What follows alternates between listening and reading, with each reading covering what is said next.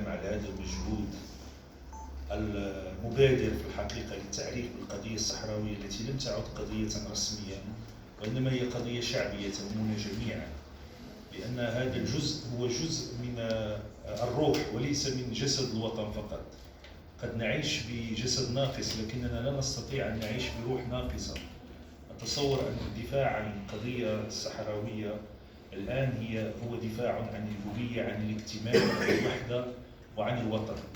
يقول صديقي الدكتور عبد العالي يعيش أن المنصة تزينت بي، وكنت أود أن تتزين بامرأة، لأن قضية الصحراء أنثى، الصحراء نفسها أنثى، والمملكة المغربية أيضا أنثى، ولكن لا بأس. يكفي أن سيادة الرئيسة تنتهي حاضرة.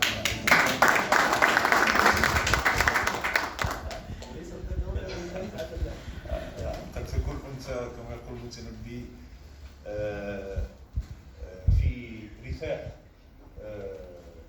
أمس في الدولة، وما التأنيث لاسم الشمس عيب، ولا التذكير فخر للهلال، ولو كان النساء كمن فقدنا لفضلت النساء على الرجال.